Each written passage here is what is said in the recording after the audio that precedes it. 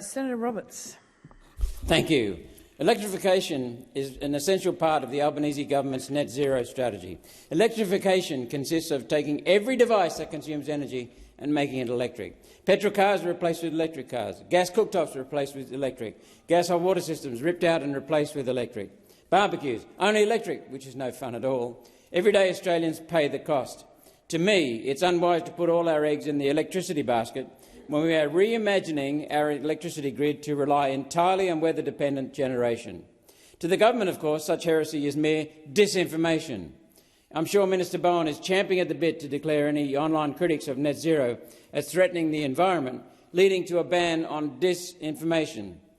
The truth is, electrification is something we must debate. There are real risks to the public, and the price tag is astronomical. So let's start with safety. The internet is reporting China has banned electric vehicles from underground car parks, following a Daily Telegraph story on the weekend. The inference is the ban was from the government, when in fact the Telegraph made clear the ban was from car park owners and from apartments above the car parks. It's business acting to protect themselves and their customers. Local news reports that property owners were spurred into action after 11 intense battery fires in Hangzhou province. The reports have revived fears in China that the new low carbon dioxide technology is more trouble than it's worth. Definitely, yes it is. One viral social media post involved a Hangzhou car showroom catching fire after a display car spontaneously combusted. A brand new vehicle, there was no issue of faulty maintenance or handling. As the Telegraph correctly reported, the science is clear. Quote, when EV batteries do overheat, they're susceptible to something called thermal runaway. That's when physical damage or a manufacturing fault triggers a chemical chain reaction within the battery. It can be a short circuit, it can be a puncture or an external heat. Such damage can lead to a high-temperature fire or toxic gas explosion. About 95% of battery fires are classed as ignition fires, which produce jet-like directional flames. The other 5% involve a vapour cloud explosion, writes Edith Cowan University academic Muhammad Zahar. Recently, 5 cars were destroyed when a damaged battery fell from an EV parked at Sydney Airport. A Tesla went up in flames on the road after contacting debris that fell from a truck near Goulburn. No ways have been developed of smothering a lithium-ion fire.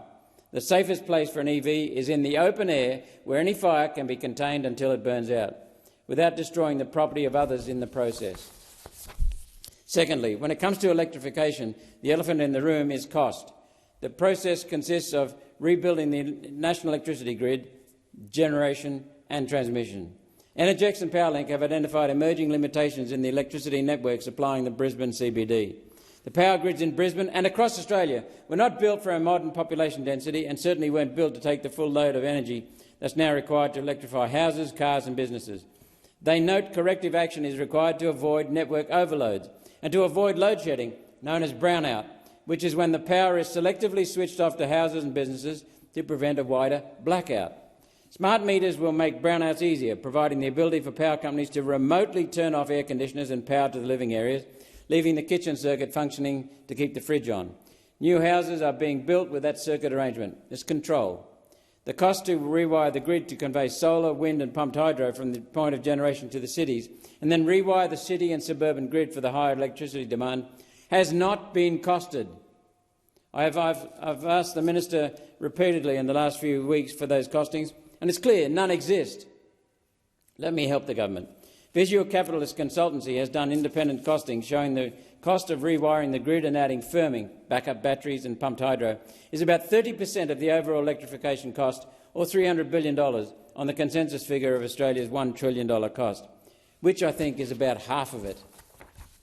And in the electrification agenda, cost concerns relate to the National Building Code. The idea is to avoid having to rewire at least parts of the grid through lowering household electricity usage to make room for charging EVs in the existing power grid. The targeted reduction is 50% less power, half of what you're using. Remember, Australians are already using 10% less power than 5 years ago. The Australian Building Codes Board has a rating system called NATOS, which rates housing standards from 1 star to 10. The current code requires 7 stars. The code includes a measure of whole-of-house energy efficiency, which rates your home or compliance with net zero ideology, including heating and cooling, hot water systems, lighting, pool, spa, pumps, cooking and even plug-in appliances. Our big brother is poking their nose into every aspect of your home in the name of saving the environment. The actual building code component of the building code calls for the ceiling of homes to prevent outside air coming in. This creates issues with condensation, meaning mould, which other aspects of the code may alleviate. May. Clearly nobody involved in this new code has lived in a Queenslander-style home that relies on airflow to keep the house cool. The new ideology-driven code will add $50,000 to the cost of construction of a new home, partially offset through lower electricity costs. The reduction in electricity costs will not be a lot because your energy bill is composed mainly of the cost of poles and wires, a fee for poles and wires, margins fee, admin fee, not electricity usage. And as I've explained, the poles and wires charge is going higher than Elon Musk's spaceship. The cost of the new code to everyday Australians will be massive. We have 11 million homes in Australia, and so far only recent inner-city apartments meet the code. Quick calculation. $50,000 per home times 10 million homes is $500 billion theoretical cost. Not all homes will be done. Many will just be bulldozed and replaced with tiny apartments to house Labor's new arrivals. Economies of scale may result, yet the actual cost of building upgrades is expected to be 15% of the transition cost. With transition cost of $1 trillion, that's building upgrades costing $150 billion. On the more likely $2 trillion transition cost, building upgrades will cost $300 billion. That's money everyday Australians will have to pay, or will lose when they sell a non-compliant property for a reduced price. In all the time I've heard net zero debated, the shocking cost of converting buildings has never been mentioned, not mentioned. And wait, there's more. Converting transport, trucks, shipping and aviation is not mentioned. Another 7%, $70 billion. 8% of the cost is made up of hydrogen development, carbon dioxide scrubbing and industry conversion costs. Add another $80 billion. The cost of new generation to replace affordable and reliable coal power with weather-dependent solar and wind fairy tale power is the remaining 40%, or $400 billion. Remember, we already have this coal generation. Electrification requires us to shut down the generation we already have and build it over again in solar and wind. The problem climate change carpetbaggers are now running into is simply this. The best places for these things have been taken. New installations are going further out, requiring higher transmission costs and higher maintenance costs.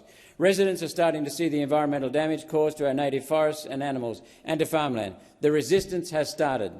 Let's not forget wind and solar last for, at best, 15 years, and then have to be replaced again and again and again. This means that every single industrial wind and solar installation will need to be replaced at least once before 2060, and more likely twice.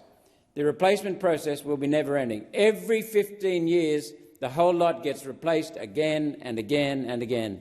The transmission network will require constant maintenance.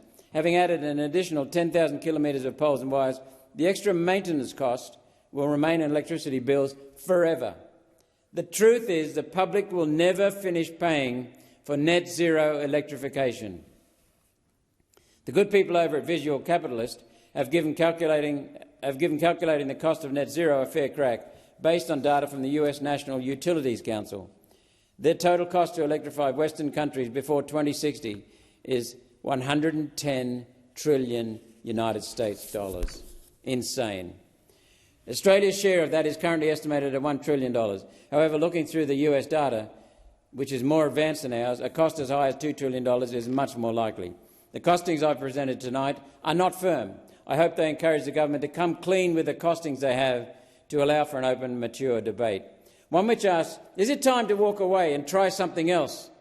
Like emission-free coal, for example. For a fraction of this money, we can simply retrofit coal plants with new technology that captures and converts carbon dioxide to useful products like fertiliser. Or stop collecting this because carbon dioxide is beneficial. For some reason, the government doesn't want to talk about new coal plants.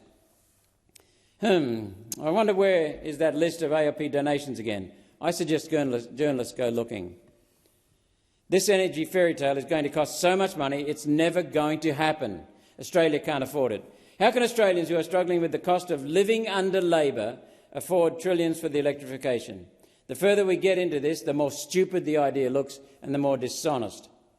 Ideology-driven bureaucrats, politicians, academics and journalists put us on a path to ruin. Climate change carpetbaggers will be this country's death.